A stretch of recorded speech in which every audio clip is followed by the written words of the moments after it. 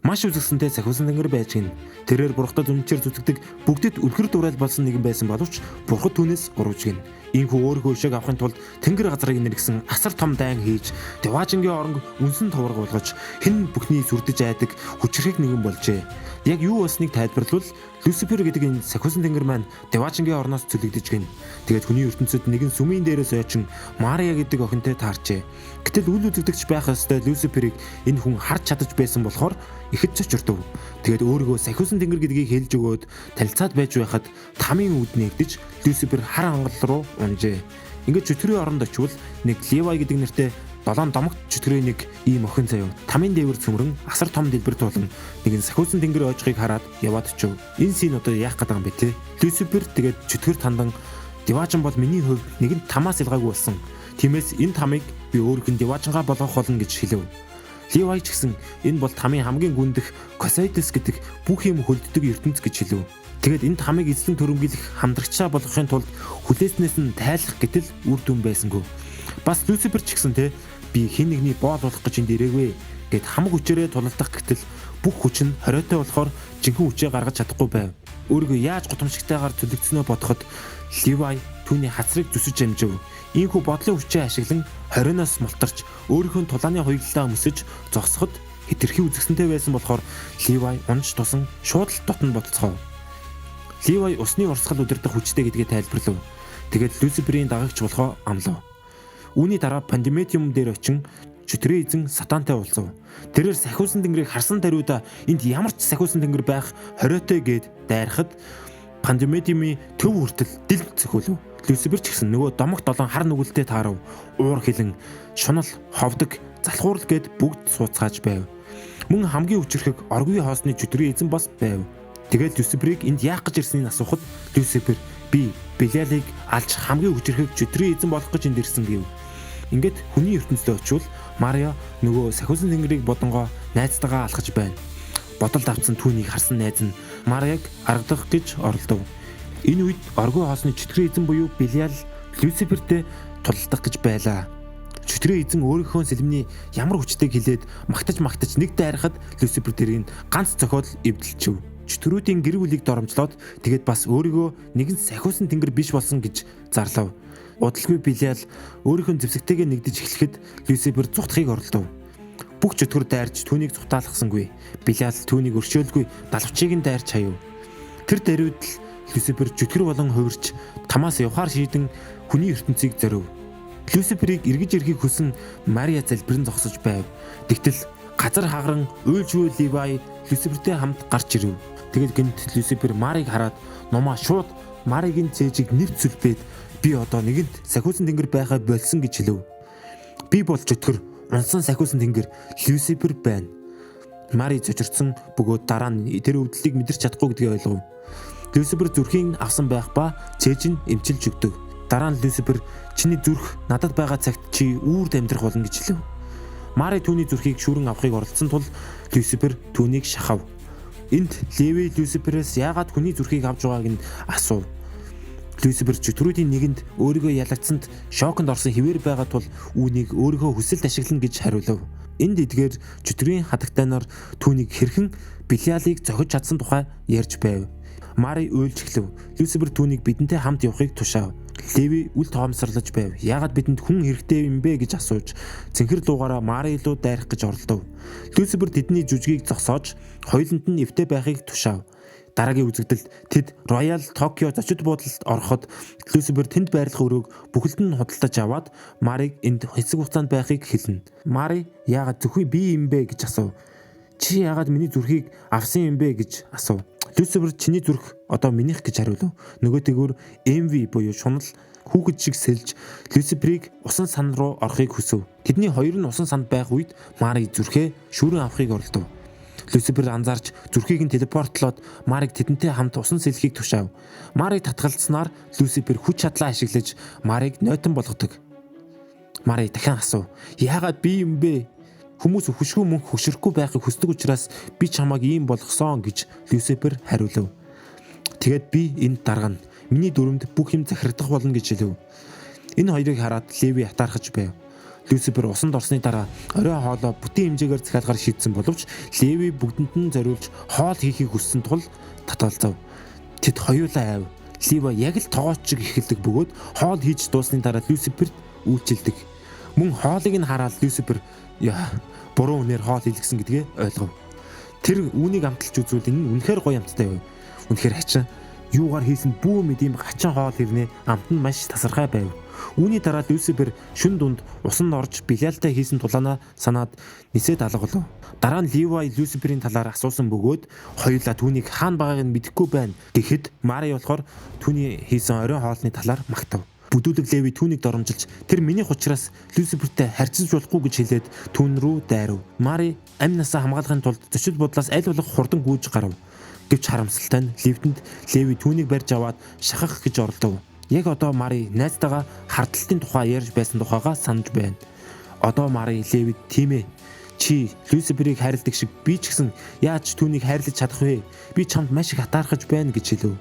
Энэ бүх сэтгэл хөдлөлийн яриагаар Маригийн эргэн тойронд дах усны хаалт дэлбэрч дараа нь Люцифер Левиг бүрхэж Мари газар тухаангүй хөвтөж байхыг харав. Ингээд Люцифер загнаж Левиг дахин үүнийг давтахгүй байхыг хэлв. Мари сэрэхэд ямар нэгэн зүйл харсан гэж хэлээд энд Люцифер Миами руу явах цаг болсон тул зүнхээ бэлтгэхийг тэдэнд хэлв. Одоо ингээд манай гурав бизнес класст сууж Майами руу хүсэл тачааллын чөтгөрийн эзэнтэй суухаар зорив. Люцифер машин суугаад тачааллын чөтгөрийн эзэн сүнсүүдийг шууд хам руу илгээхийн тулд сүнсүүдийг уруу татах гэрээтэйгээр энд ирсэн гэдгийг нь тайлбарлав. Хүмүүс этерхий сул дорой тул чөтгөрүүд гэрээгээ биелүүлэхэд хялбар байдаг. Үүний дараа тэд гуруула усны хуцас өмсгөр шийддэг. Мөн далайн эрэг дээр нөгөө чөтгөрийн эзэн чинь дур хүсэлд автуулсан бүдүүлэг орчин бий болгосон байв. Хүмүүсийг хамгаалахын тулд Люцифер дээрээс үсэрч одоо тэр тачааллын чөтгөрийг ялахаар бэлэн болов. Хүсэл тачаалал түүнд энэ бол миний хүмүүсийг хайрлах нэг хэсэг бөгөөд миний энэ би энд байгаа бүх хүмүүсийг ховсдсон. Чи юу ч хийж чадахгүй гэж хэлв. Люцифер харин Мари чамаас ч илүү дур болоом гэж хэлсэн бөгөөд дараа нь Леви хүмүүс рүү амтнаараа дайрч эхлэв. Энэ үйл явцад Мари нэлцгай болов. Үргэлжлүүлэн тачаал хүчээ дүүрэхийн тулд хүний хүсэл тачааллыг ашиглаж байгаа гэдгийг Люцифер аль хэдийн мэдэж байсан тул түүний дайралтаас мултав. Гэсэн ч түүний хүч чадлыг ажигласны дараа Люцифер одоохондоо ухрахгүй бол тачаалын чөтгөрийг дийлэхгүй гэдгээ ойлгов. Энэ хоорны хүмүүс чөтгөрийн эзнийг ингэтэл нь хүчрэг болгосон байж шүү дээ. Оройн Люцифер түүн рүү давтлахаар төлөвлөж байна. Учир нь шөнийн цагаар шунал тачаалал хамгийн их хүмүүсийг уруудтаж чадна. Учир нь шүн бол хамгийн муу хүчнүүдийн дээд зэгтээ хүрч ялагдшгүй болдог үе юм. Тэд чөтгөрийн эзний клубт очиж түүнийг баарны шон ашиглаж хүмүүсийг уруудтаж байгааг мэдэв. Хоол юм бол энэ аниме яг яах гээд байна. Үүнийг харсны дараа Леви шууд шон руу явж түүнтэй өрсөлдөв. Тэр өөртөө хит их хэтгэлтэй байсан ч ялахын оронд хүчээ алж эхлэв. Хөөрхий Леви унав. Бас та нар энэ бүжгийн хэсгийг харуулна гэж бодож байна уу? YouTube-д цаазлуулмааргүй байгаа болохоор хасав. Мари Люцифер хоёр түүнийг аваад зочид буудлын өрөөлөө яв. Энд Леви ухаангүй болсон бөгөөд Люцифер Мариг түүнд сэндвич авчрахыг тушаажээ.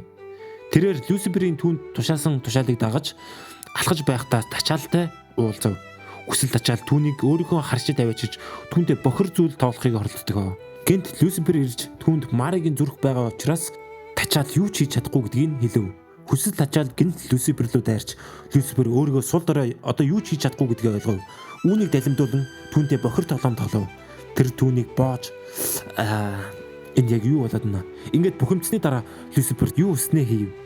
Люциферийг зовж шаналхыг харах нь тачаалыг маш их баярлуулж нэлээд нургах болно. Ийхүү хитрхи хоорны болсон тачаалыг Люцифер амархан ялж чадав. Тэгээд Белиал тачаалыг ялагдсныг ойлгосон бөгөөд дараа нь Люцифер Белиалаас айхаа болсон гэж тачаалд хэлв.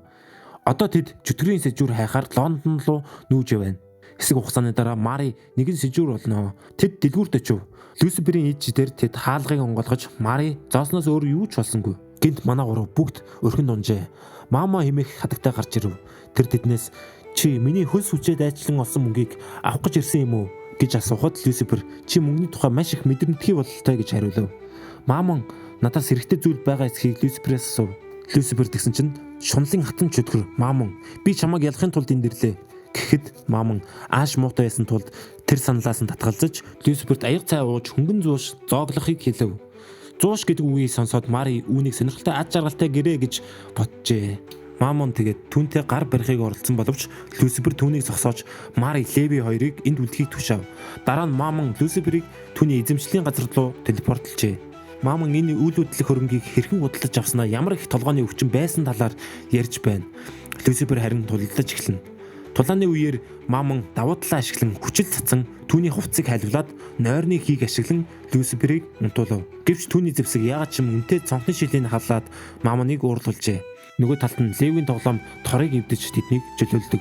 Люцифер сэрэхэд түүнийг хөдөлгөөнгүй хөлсөн байсан бөгөөд энэ тулаанд асар их мөнгө зарцуулсан тул Мамон түүнийг шийтгэх болно. Энэ хооронд Леви болон Мари нар Люциферт хүрэх арга замыг хайж олох гэж оролцсон бөгөөд гинт Мари Мамоны эзэмшдэг бүх газруудын жагсаал бүхий үйл хөдлөх хөрөнгийн цаас олов. Мамон Люциферийг эдгээр газруудын хаанагтай хатгалсан гэдгийг тэд хоёулаа мэдж байв. Гэхдээ Леви Марыг үзэн яддаг тул түүнийг ганцаарнгаа нөрхлөө. Маригийн чөтгөрийн нууц гэрээ шиг юм олоод унших гэж байтал түүний өмнө гинт Мамон гарч ирэв. Тэр Марыг хөдөлгөөнгүй болгосон бөгөөд бид Мамон үйлчлүүлэгчтэй түүний бүх хүслийг биелүүлэх бэлтгэл өгөн гэрээ хийгээд дараа нь тэр түүнд нууц хаалгыг үзүүлж шууд яв гэж хэлв. Одоо тэр Мари руу анхаарлаа хандуулж Люцифер та хоёрын хооронд ямар харилцаа холбоотой вэ? Люцифер чөтгөр яагаад чам шиг энгийн хүнд сонирхоод байгаа юм бэ гэдгийг асуув. Мари түүнд итгэж чадахгүй байгаа тул хариулсангүй. Мамон зүрх сэтгэлийнхэн тухай ярьдаг бөгөөд Мари тэр үед Мамонд хүрэх гэхэд Люцифер зогсоосон нь ямар нэгэн шалтгаантай гэдгийг мэдэж байв. Мамон түүнийг тэрвэрч сул дорой болгодог. Энэ үед Леви Люциферийг олохын тулд өөр газар руу телепорт хийж байв. Гинт тэр хашрах чимээ сонсоод Люциферийн байршлыг олж мэдэв. Люцифер зов шаналж байгааг хараад түүнд туслахыг оролцсон ч өөрөө тэмцэхийг хүссэн тул татгалзав. Тэгээд олон хүүхдийн ор байх ба энэ эмэгтэйчүүд чөтгөрийн хүүхэлдээ тэврээд өөрийн хүүхдээ гэж харж байгааг олж мэдэв. Мамон тэгээд энэ бол хүн бүрийн өөрийнхөө хүүхдтэй болсондоо баяртай байдаг газар юм гэж хэлв. Мамон тэр үйлчлүүлэгчдийнхээ бүх хөрөнгийг авсан тул үн төлбөргүй биш юм. Тэрээр 500,000 хүүхэд өсгсөн. Мари түүнд энэ бүх зүйл буруу гэж хэлв. Яг үнэндээ чи энэ чөтгөрийн хүүхдүүдийн ээж нь учраас энэ бол хуурам эхлэлт. Тэд бол таны хүүхдүүд шүү дээ. Ингэж худал хуурмгийн гинж тасарв. Хүүхдийн тухай гашуун дурсамжид төрсэн эмэгтэй бүрийг Мари судлахыг хүсв. Мамон татгалзаж дараа нь Люцифер гарч ирэв. Тэр хүчлээ шидсэн ч Люцифер тэр бэлэмлийн дэлгүүр даяар цацаж орхив. Люцифер Мамоныг барьж аваад түүнийг зодож байхад дэлгүүрт гал автдаг. Мамон ялагдахад бүгд ухаан орсон байлаа. Энд Белиал Мамоныг ялагдсанд маш их уурлав. Хожим нь Мамон криптогоос мөнгө олдог ба одоо өөрийн гэсэн хүүхэдтэй болсон байв. Хүн нэр яаж ингэж хөөрж болдог вэ те? Дараа нь нэг амар тайван өдөр манай гурван Мелахолийн чөтгөрийн эзэн Астротын дууны клипийг үзэж байсан бөгөөд түүний үзэлт болон сэтгэлдлүүдийн хэмжээ үнэхээр гайхалтай байсныг хараад тэд гайхжээ. Түүний дуунууд сэтгэлээр унсан хэлбэр маягаар дуулагддаг ба тэр бол хамгийн сул дорой чөтгөрүүдийн нэг юм. Тэрээр амьдралаас бүрэн таашаал авч чөтгөрийн үүрэг хариуцлагаасаа мартсан байжээ. Люцифер Леви хоёр энэ завшааныг ашиглан түүний гэрт очиход чөтгөрийн эзэн хоёулыг нь хараад айж эхлэв. Тэр тэднийг гач томтой фэнүүдийнх нь нэг нь гэж бодож асуухад Люцифер түүнд өөрийгөө мөнх бус 7 нүглийн ирээдүйн чөтгөрийн хатан хаан Люцифер гэж хэлв. Тэгээд Люцифер түүнийг тулаан дуудав. Чөтгөрийн эзэнтэй тулдах ёстой байсан Люцифер маань дуулж байх бөгөөд Мари дөнгөж сая видеого байршуулсан байна. Люцифер өлсөн байсан тул тэд ресторанд оров. Мари Люциферийн төрөлхийн маш сайхан хоолойтойг нь магтан суухдаа уцаа шалгахад Люцифер аль эзэн 20,000 үзэлт авч дээд амжилтыг эвдсэнийг олж харжээ. Үүнийг хараад Астрот атаархаж зогсож байхад гинт Белиал түүний өрөөнд орж ирэв. Астрот түүнд Люциферийн тухай ярьж хэн нь илүү том од болох тухай дайн Люцифертэй хийж байгааг хэлэхэд Белиал түүнд туслахаа амладаг. Энд Люцифер Астрот шиг сэтгэлээр унсан дуу хийхийг хүсэхгүй байгаа тул арай өөрөөр сэтгэхийн орлож байна. Тэд түүнийг дуулдаг од шүтэн болохыг санал болгов. Учир нь энэ нь түүнд Астротын эсрэг хэлбэр давуу талыг өгөх болно. Тэд Люцифер дээр ажиллаж түүнийг улам үзэсгэлэнтэй харагдуулдаг. Түүнийг янз бүрийн газарт зураг авалтанд оруулж дараагийн өдөр нь видеонд 200,000 хандлт авчээ. Дараа нь тэр өдөр Астрот өөрийнхөө рекорд гэвцэн шинэ дууныхаа клипийг байршуулж 500,000 хандлт авчээ. Манай шинэхэн ютуберүүд маань бухимдаж Люцифер бурхтын хүслийн эсрэг тэмцэн үеэ санаж дахин ялагдахгүй гэж өөртөө амлав. Бороотой шөнө тэнгэр багтсан барилга дээр Люцифер зогсон харахад дүр зураг үнэхээр үзэсгэлэнтэй байв. Тэр байнга өөртөө итгэлтэй байсан бөгөөд гинт Белиал гарч ирэв. Люцифер түүнээс яах гэж ирснийг асуув. Белиал харин чиний зорилго чи яг юу юм бэ? Чи Деважингаас гараад тамд ирээд ингэж их тэмцэж байна гэхэд Люцифер түүнд хариу хэлэхээс татгалзаж Астротыг бүтлгүүтийн төлөө залбирах болно. Люцифер өөр дууны клип хийсэн бөгөөд видео нь маш тачаангуй байсан тул тэрээр видеоны талаар өөртөө эргэлзэв. Тэгээд дараа нь Белиал болон өөр чөтгөрүүд Астроттой уулзаж Люциферээс том болсон гэж магтдаг. Ингээд Астрот сэтгэл догдолж дахин нэг дууны клип хийсэн бөгөөд видео нь нэлээд төрөмгий байв. Энэ нь түүний хийдэг байсан бусад бичлэгнээс тис ондоо байв. Бичлэг нь маш их алдартай болж том дэлгэцэн дээр хүртэл гарч түүний тасалбар 1 минутын дотор зарагджээ. Тэгээд Люцифер Леви Мари хоёрт хандан Астрот олон түмнээс айж тайзан дээр гарахгүй гэж хэлсэн бөгөөд хүлээгдэж байсанчлан бүх зүйл хэвэн үргэлжилж байна. Астрот айж зориггүй болсон байв. Удаан хүлээсэн үзэгчид бухимдаж мөнгөө буцааж авахыг хүсэж байлаа. Тэгээд энэ нөхцөл байдлыг далиндуулан Люцифер тайзан дээр үсрэн гарч хүмүүсийг түүнийг сонсохыг уриалав. Тэгээд Белиал Астротыг гарч ирэхийг хүссэн ч тэр хүмүүсээс айж байв. Түгэрч барахгүй Белиал түүнийг тамлуу явуулна, үүнээс өмнө сэтгэлээ олон нийтэд илчлэх ёстой гэж хэлдэг. Тэгээд хүн бүр Люциферийн үзэлбэрийг таашааж Люциферч Астротыг тайзан дээр угтан авлаа. Тэгээд тэд хамтдаа тоглож үзэгчдэд хамгийн сайхан үзэлбэрээ үзүүлсэн. Бүгд маш их баяртай байлаа. Астрот ялагдлаа хүлээн зөвшөөрөв. Астрот тэднийг явхаасаа өмнө дараагийн удаа хэдүүлээ. Бүгдээрээ Белиалтай эерэг өөдрөг байх болно гэж амлав. Люцифер инээгээд тэр газраас гарч одов. Одоо Люциферийн дараагийн бай бол залхуурлын чөтгөрийн эзэн Белбегор юм. Леви түүнийг маш олон дагагчтай галзуу тоглоомч гэж хэлв. Тэрээр дагагчдыг цуглуулахын тулд Мамонтой хамт онлайн тоглоомд оролцдог талаар дурдв. Ингээд усанд орсны дараа утсан дуугарахаар нь дуудлагыг авахад гинт энэ сони ертөнцид шилжиж дөрөвдөг чөтгөр Белбегортой уулзав. Люцифер босод чөтгөрүүдийг хагнаж байх үед Белиал Белбегорт түүнийг олохыг тушааж байсан ба Белбегор түүнтэй видео тоглоомд тулахыг хүсэж байгаагаа хэлв. Энэ тоглоом нь ерөнхийдөө RPG маягийн цэрэг харимттай тоглоом байв. Тэгээд тоглоомоо улам хүндрүүлэхийн тулд тоглогч бүр дэлхийг аврахын тулд Люцифертэй заавал хамт тулдах ёстой болов. Белбегор харин түүнд бүтлгүүтвэл тэр тэтмээ Люциферт өгнө гэж амлав. Гэхдээ тэр ялгал Люциферт тэрээр юу ч хийж чадна гэсэн тийм хандлтаар тоглоом эхлэв. Энэ үед Мари дэлгүүр хэсэг гэж явсан бөгөөд гэнт Белбегороос дуудлага ирэхэд уцаа автал түүнийг сүнсний хот руу илгээв. Бүх зүйл мантай байсан бөгөөд тэр Белбегортой уулзав. Белбегор Марид хоёуг дуулга өгч Маригийн хөөрин гэсэн Исекай аниме эхлүүлв. Би яг баярлах ёстой юу, шоолох ёстой юу? Энэ зогсож байгааг нь харал та. Ямар инээдтэй юм бэ энэ? Тэгээ хоёуг дуулга бол маш хүнд байсан ч гэсэн луутай тулдах шаардлагатай болжээ.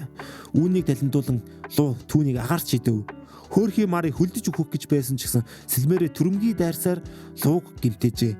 Мари босод зогсоход маш их хүч хэрэгтэй тул Белбегор хоёуг дуулгыг хурааж аван түүн дэвтэйхэн даашинз өмсгөв. Белбегор ядарсан байсан тул Марид аврах том цөлийн өтөдтэй тулахыг тушаав.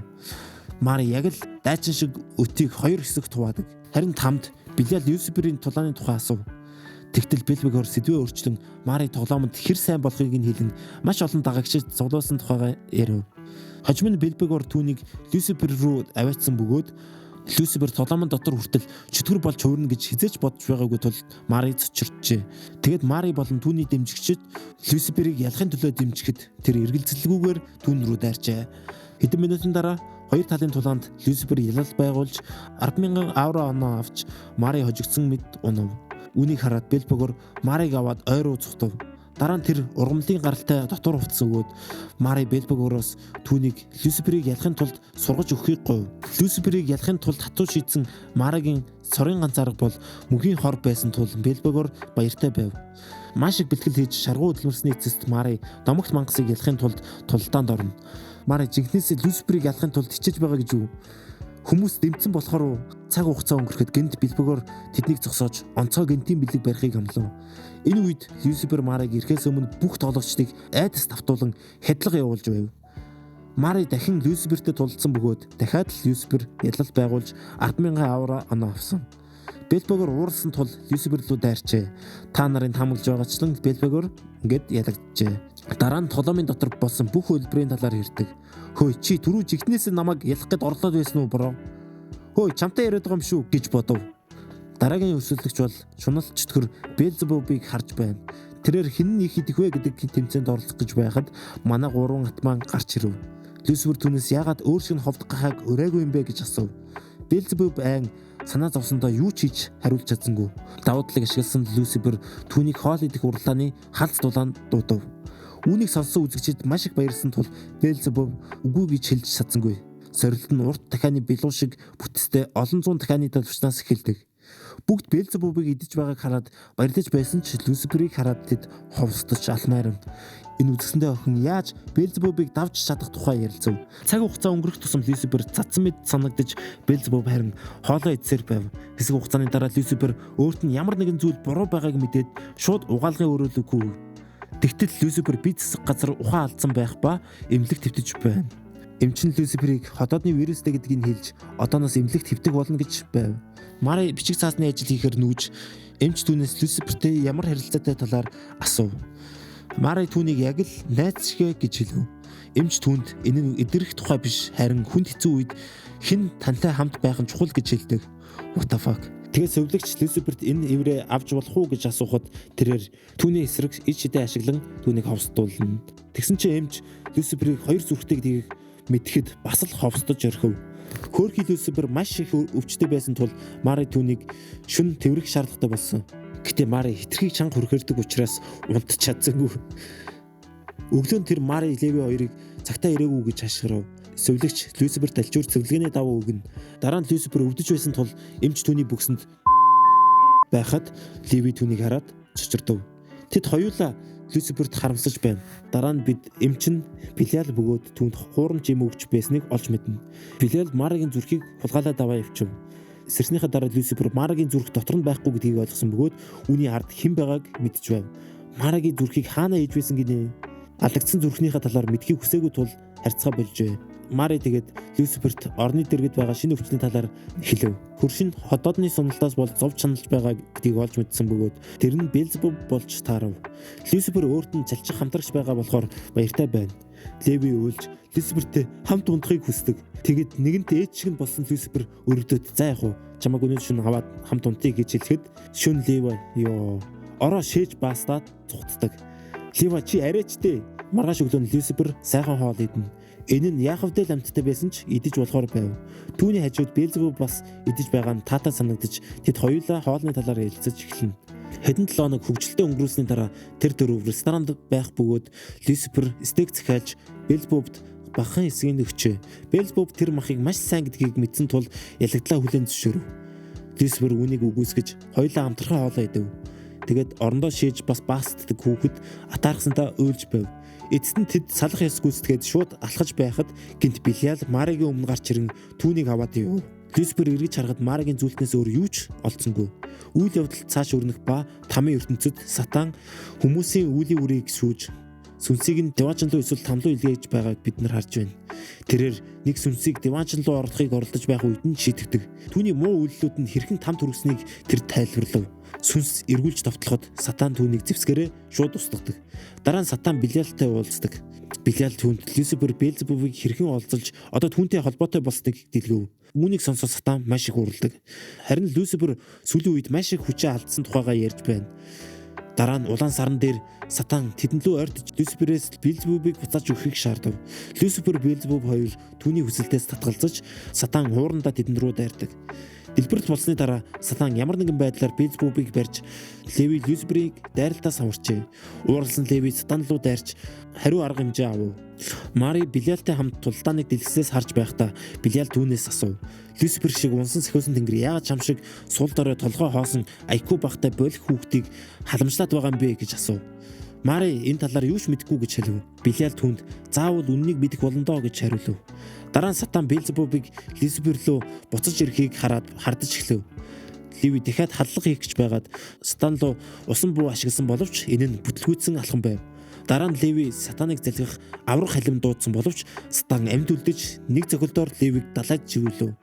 Левигийн ялагдлыг хүлээн зөвшөөрч Белзебуб Люциферт хүч чадлаа сэргээхэд нь туслахын тулд мах санал болгов. Дараа нь Люцифер Марийг аврахын тулд өөр орон зайд орж Белзебубыг буцаж ирэхийг тушаатал сатан түүнд рүү хөлөг онгоцуудтай дайрав. Сатаны агаарын болон усан плот тасралтгүй довтолж зарим цохилтоос болсны дараа Люцифер 3-4 пуужинд оногдож цусалтгүй плематийн галын дор далайд живв. Энэ хооронд Белзебуб Левиг амьлуулж харин Леви халим дуудан сатаны усан онгоцыг сөнөв. Төрөмгийн сатан тэгээд арал болон Левигийн халимыг ширтсэн тийм ширүүн довтлогоор дайрчээ. Тэдний ширүүн тулаан Белиалыг барилуулж байхад Мари Люциферийг ялна гэж итгэж байгаагаа илэрхийлжээ. Белиал зүрхээр нь тоглож түүнд үзүүлж Люцифер үүнийг чамаас аваагүй бол чи энд ингэж баригдахгүй байх байсан гэж шоолж байв. Люциферийн эсрэг түүн тусал бол Марийг зүхтах боломжийг санал болгов. Дараа нь тэд сарыг дараагийн тулааны талбараа болгосон бөгөөд энэ удаад сатан ширүүн тулалдаг бол Люцифер хэсэг хугацаанд хамгаалалтандаа илүү төвлөрсөн байлаа. Дараа нь сатан түүн рүү туяа цацаж эцэст нь түүний хамгийн хүчтэй галт бөмбөлгийг түүн рүү илгээв. Гисэн эдэж Люцифер түүнийг араас нь буудаж сатаныг дийлж чадсан бөгөөд дөрвөн журмын дагуу сатан одоо тамлуу очих хаалгыг нээж өгөхөөр болох ба түүний дараагийн байна Белиал юм. Гэхдээ Белиал Марийг барьцаанд ашиглаж байгаа тул 50 ивэрэ байлаа. Белиал тэнгэр дэх сахиусан тэнгэртэй ярилцаж Люциферийн хүч одоо түүний мэдлэлд байгаа тул хинч түүнийг зогсоож чадахгүй гэж тунхаглав. Дараа нь Белиал Люциферийн хүч суларсан үе түүнийг зүйл дуусгаж чадалгүйгээр Люциферийн талд орсон гэж түүнийг хатуу зэмлдэг. Тэд маргаж эцэст нь Белиал түүнийг шийтгэхэд сатан Белиалд итгэж болохгүй юм байна гэдэг. Белиал түүнд сүүлчийн боломж олгож тамийн хаалгыг хамгаалах үүргийг түүнд өгчээ. Энэ хооронд Леви Люцифер нар Марийг аврах зорилготойгоор сүмээр дамжин там руу буув. Тэдний эрхийг хараад сатан газар доор ертөнцийн хаалгыг онгойлгов. Тамд Белиал Марийг тамлаж эхэлдэг. Гисэн эдэж үүнээс өмнө тэрээр хууль сахиулах болон зэрэг айрам алдартай оддыг хяналтандаа байлгаж бүхэл бүтэн хүн төрлөختөнд дагагчаа болгон ургаж одоо бүгд там руу дөхөж байна. Сатан гайхаж тэдэнд замыг зааж өгсөн боловч удалгүй тэд отолтонд орж эртний мангастай тулгарв. Белиал чөтгөрийн эздэг Люциферийг устгахыг тушаасан ч сатан бид бүгд нэг удаа түнд ялагдсан гэдгийг хүлээн зөвшөөрөв. Тэр сая дагагчтай ч гинт Белиалаас урууж орхив. Хөгшин мангас Люциферийг тамыг орхихыг шаардна. Люцифер татгалзгаад тэрээр түүн рүү дайрч түүнийг долоохыг олон удаа орлов. Хариуд нь Люцифер хэлийг хазав. Уурсан тэрээр түүнийг барьж аваад довтлогоогоо үргэлжлүүлв. Гэвч Левигийн халим нь хөндлөнгөөс оролцож мангасын эсрэг тэмцэлд туслав. Мөрөлдөөний үеэр хөлөг онгоц живж тэд арай ядан цугтаж чадав. Тэд цааш явхдаа өөр чөтгөрүүдэд толрох ба сатан Люциферээс түүний дараагийн алхам юу болохыг асуув. Люцифер бурхад дайрах үед тэднийг буулгаж тэдгийн шинэ дэг журмыг тогтоох ёстой гэж тайлбарлав. Үүнийг сонсоод чөтгөрүүд яв. Люцифер урагшлах гэж байхад Леви хажуунаас нь Астроттой шинэ тулаан өрнүүлж Люциферийн даалгаврыг үргэлжлүүлэх замыг засав. Энд Люцифер Левигийн хүүгэлдийн тоглоомтой хамт аяллаа үргэлжлүүлв. Энэ хооронд Асмодеус болон бусад чөтгөрийн эзэдүүд яагаад түүнийг орхиж байгааг ойлгуулахын тулд Белиалтай нүр тулв. Белиал Асмодеусыг удирдагч гэдгийг нь сануулхад Асмодеус бид хэлсэн бүхнийг чи хийсэн. Хэн чамааг удирдагч болгосон бilé гэж асуув. Белиал харин бүх чөтгөрүүдээс өөрийг нь удирдуулахыг гуйж байсан үеэ дурсаж хүч чадлаараа Асмодеусыг дахин боолжлов. Люцифер удалгүй Асмодеусын нөхцөл байдлын талаар мэдсэн бөгөөд Белиал чөтгөр болгоныг нэг нэгээр нь тулаан дуудаж байгаа бөгөөд тэднийг аврахын тулд Люцифер хэрэгтэй болов. Урагшаа хөдөлж Люцифер тамийн 3 дахь хаалга болох муухай үнэртэй газар төрж Беелзебубтэй таарав. Энд хоёр мангас Беелзебубыг хүчээр хоолж байгаа бөгөөд Беелзебуб нэг удаа Белиалд Люцифер өөрийг нь маш сайхан ингээд амлуу нь хоолж өгч ийсэн болохоор түүнд маш их дуртай гэж хүлээн зөвшөөрч байсан. Тэгэд энэний ашиглаад Белиал түүний хэлснээр эсрэгээр нь муухай хоолоор шахаж байгаа юмсанжээ. Дөрөвдөх тойрогт Белиал Мамонтой нүр тулгархад Белиал түүнд мөнхийн ядуурл хомсдолд амьдрахыг харааж урвсан хэмээн шийтгсэн байв. Энэ хооронд Люцифер Леви хоёрын хүүгэлдээ 5 дахь тойрогт ирнэ. Харин 1 дахь тойрогт өнөөх хоёрын хооронд дахин тулаан болж энэ тэнцүү ширүүн тулаан болж байв. 5 дахь тойрогт Люцифер Белиалаар шийтгдсэн слоттой уулзав. Залхуу слот дасгал хийж байгааг харан Люцифер түүнийг аврахгүй байхаар шийдэв. 8 дахь тойрогт сатан Белиалтай нүр тулж Белиалыг үнэхээр бурхадтай хамтарч байгаа эсхийг нь асуув. Белиал хоёрдмол утгатай хариулж тэгж хэлж болно. Өгөөж байж магадгүй гэж хэлв. Ууралсан сатан түүнийг ургасан гэж буруутгаж хариуд нь Белиал эрх мэдлээ ашиглан түүнийг шийтгдэг. Энэ үед Люцифер ирж Белиал зүхтав. Дараа нь Белиал Марийг шүүрэн авч Люцифер түүний дотор сахиусан тэнгэрийн цусыг суулгасан гэдгийг олж мэдээд Люцифер энэний хойноос эзэж ирж магадгүй юм байна гэдгийг ойлгов. Тэр Марийг ашиглахаар шийдэж түүнийг хутгалж хаяв. Одоо Белиал 9-р тойрог буюу мөсөн мангастай тулдах эцсийн хаалганд хүрв. Эдгээр мангасуудыг Люциферийн энергийг сорохын тулд энд байршуулсан. Ширүүн тулалдааны дараа Люцифер ядарч унсан бөгөөд Белиал ялландаа инээж сэрэгтэн Люциферийг мөсөнд төлөөж одоо түүнийг аль болох их тамлж эхлэхэд Белиалын уур хилэн Люциферийг амьдаран шатаахыг хүсэж байгааг харж байна. Дараа нь Белиал Люциферээс эцсийн хүслийн юу болохыг асуухад Люцифер Марийг буцааж явуулахыг хүсэж байна гэж хариулв. Түүний хүслийг сонсоод Белиал яагаад Мари шиг энгийн хүнийг чи тийм их сонирхоод байгаа юм бэ гэж асуув. Белиал Люцифер Маригийн дотор сахиусан тэнгэрийн цус сэлбсэн гэдгийг мэддэг гэдгээ илчлэв. Өмнө нь Белиал сахиусан тэнгэр байхад Люцифер түүнд хуурамч хэрэгээр хэрхэн Деважангаас хөөсөн тухайг нь сануулж Люцифер болон бусад сахиусан тэнгэр бурхтын хийсэн доромжлыг тэр хизээч мартаж чадахгүй гэдгээ хэлжээ. Энэ өвдөлтийг дахин амсаж Билиал Люциферээс өшөөгөө аван дахин тарчлаач сонгогдсон биел бурхан болох ёстой байсан юм гэж хэлв. Люцифер түүний хэлснийг эсэргүүцэж Билиалийн үйлдэлүүд нь зөвхөн хүмүүсийг залхуу болгож бурхнаас илүү их хамааралтай болгож хүний сүнсийг улам ядуу үрдэлтэй арчаагүй болгосон гэж хэлжээ. Түүний үгийг сонсоод Билиал ихэд ууралж тэр тэнэг хоцрогдсон чөтрүүдийг ардаа үлдээж дэлхийн шин дэг журмаар там дэлхийг захирна гэдгэд сайрхаж түүнийг дуугүй болгов. Түүний хэлсэн үг Люциферийг инээлгэж там деважингаас аль алинийг нь Билиал хэдийн алдсан бөгөөд тэр дахиж тэдний удирдагч байхаа болсон гэж хэлв. Ингэж хэлсэн даруйд бүх шөтрүүдэд Билиалын тавьсан саад бэрхшээл шийтгэлийг арилгадаг. Тэгээд бүх шөтрүүд буцаж ирээд үннийг ойлгосон дараа нэгдэв. Одоо тэд бүгд Билиалтай тулдахад бэлэн байна.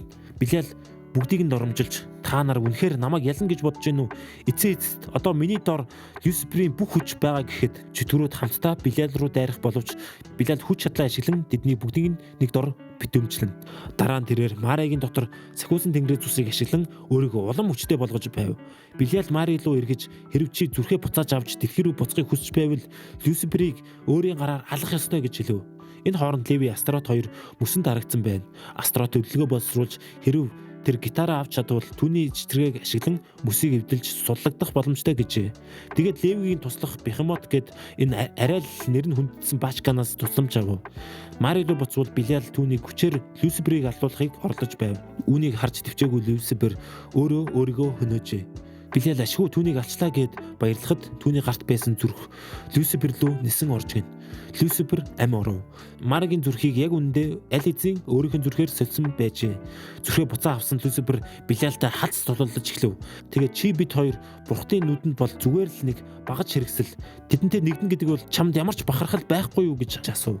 Билиалийн зэвсгийг Люцифер устгаж ашгүй ялал байгуулв. Бүгд баярлцгааж эхлэхэд Билиал дуусхуулаагүйг сануулв. Яг л хэн нэгэн сахиусан тэнгэр тэднэлүү довтолж байгаа ба түүний нэрийг Майкл гэдэг. Тэдний өмнө деважингаас хэн нэгэн иржээ. Сахиусан тэнгэрийг харсан Мари залбирч эхлэв. Билиал бүх зүйл дууссан, Люциферийг ялагдсан гэд өөрийгөө ашгүй буцаад сахиусан тэнгэр болгоно гэж баярлав. Гэхдээ сахиусан тэнгэр түүнийг ницааж зүтгрүүдтэй нэгэнд хамтрахгүй болсон гэв. Люциферч завшааныг алдалгүй Билиалийн бүх найдлага тасарсанд шоолж гарав. Майкл далавчаа дэлгэн Люциферт яг үнэндээ Билиалыг аврах орлого хийсээр байгааг нь бусдад дэлгэв. Ийм бурууга хүлээх дургүй сахиусан тэнгэрүүдийг тэр үзэн яддгаа хэлв. Майклч тэдний тулааныг буруутгаж тамийн бүх хэрэг мэдлийг одооноос би гартаа авч байгааг тунхаглан зарлаж бүх чөтгөрлөө дайрч эхлэв. Хитрхи хүчтэй байсан Майкл тамыг галдан шатааж донсолгосон айхтар тулаан хийж эхлэв. Чөтгөрүүч бүгдээрээ нэгдэхгүй бол түүний зогсож чадахгүй гэдгээ ойлгоцгоо. Люцифер бүгдэнд нь Майклыг ямар их хүчтэй басаж болохгүйг нь сануулв. Мөн түүний далавчны дайралтуудаас болгоомжл гэж хэлв. Гинтхэн Билиал эргэж ирэн маш галзуу дайралтууд хийсээр Майклийн нэг далавчийг устгаж чадав. Гэхдээ Билиал хүн чарах авав. Астротын хөшөө нурж унахад хард зогсон Леви Люциферийн хөшөө сүндэрлэн босхийг хараад Люцифер тушаал дэвшиж чөтгөрийн эзэдийн толгойлогч болсныг ойлгов. Майкл илт давуу хүчээрээ дайрсаар байсан ч чөтгөрүүд нэгдэж чадан түүний алтан далавчийг нэг нэгээр нь устгаж байв. Хүч чадлаа инхүү алдсаар Люцифер түүнтэй ганцаарчлан тулалдахаар болов. Ингээд хүний ертөнцид дэрэн сүмийн дээр тулалдав. Майкл Люциферийг ийм их хүчтэй болсонд нь их л сэтгэл ханамжтай байлаа. Тэнгэрийн орноос зүлэгцэн Люциферт ийм боломж олгосонд талархахыг сануулв. Люцифер харин үнэхээр хачирхлаа зүйл сануулв. Майкл хамгийн харьс хэрцгий нэгэн байхад яахаараа чам шиг хүн сахиусан тэнгэр харин бид нар чөтгөрүүд байгааг гайхаж байв. Леви Мари хоёр тэдний тулааныг ашиглаж байгаад Майкл энэ хоёр бие биентэйгээ маш адилхан боловч бас эсрэг тесрэг юм байна гэж тунгаав. Майкл деважин болон тамыг устгаж цоо шин засаглал байгуулахыг оролдож байгаагаа зарлав. Люцифер болохоор тийм харгас зүйл хийвэл ертөнцийн баланс алдагдаж тэнгэр газар нуурж сүрэл түргэн гэж хэлв. Анхнаасаа Люцифер Майклийн энэ санааг нь эсэргүүцсэн учраас Люцифер деважингаас хөөгдсөн байжээ. Гэхдээ Майкл хитрхи хүчтэй тул Люциферийн зүрхийг нэвт сүлбэж газар унав. Мари болон Леви ч гэсэн уйлж очин үхтлээ гашуудав. Майкл хэрвээ чи миний үгэнд орсон бол бид бүгд деважинд байх байсан. Чи заавал өөхөх шаардлагагүй байсан гэж хэлв. Мари өргөжлүүлэн Люцифертэй өнгөрөөсөн дурсамж хүрээ санан маш их гашуудан түүнийг аврахын тулд би өөрийн амь насаа зориулах ёстой гэж бодон өргөл барин тэнгэрийн оронд очин Люциферийг амьлуулв. Майкл тэгээд Люциферийн сүнс буцаж ирэхийг мэдрээд бэлэн байдалд оров. Люцифер энэ удаад бүх хүчээрээ дайрахаар шийдэн бүх чөтгөрийн эзэдийг хүний ертөнцид дуудан Майклийн хүч өөрт нь нөлөөлөхгүй. Учир нь тэр тамийн шинэ өдөрдөгч буюу чөтгөрүүдийн дээд өдөрдөгч болсон гэж зарлав. Түүний хүч яагаад ч басаж болохгүй хязгаар төрснийг нь ойлгосон Майкл ялагдлаа хүлээн зөвшөөрөв. Люцифер өөрт нь олгогдсон бүх чөтгөрийн хүчийг ашиглан Майклыг задаараа зүлбэв. Хүн шаргацсан Майкл өөрийг нь зүйл дуусгахыг хүсэв. Гэхдээ Люцифер түүнийг алахыг хүсэхгүй байгаагаа хэлв. Түүнийг амьд үлдээхээр шийдэж Тэнгэрийн орноос дөнгөж ирсэн сахиусан тэнгэрүүд ч гэсэн та нарыг зүгээр өнгөрөөхгүй шүү. Дараагийн удаа та нарыг устгах болно гэж зарлав. Леви болон Люцифер Марагийн үхэлд гашуудаж сэтгэлийн гүнээсээ цусан нулимс гонхоход жинхэнэ хайрын хүч Марыг буцаа амьдуулв. Бүгд баярлцааж байхад бусад чөтгөрүүд нь аль хэзээ ирсэн тэднийг дэмжиж сууцгааж байв. Ийхүү Люцифер доод ертөнцийн хамгийн хүчтэй нэгэн болж тэнгэр газрыг тусалгасан хүчрхэг хатам болов. Ингээд бүх ангид дуслаа. Энэ үрдэл үзсэн баярлаа. Дараагийн бичлэг хүртэл түр бай.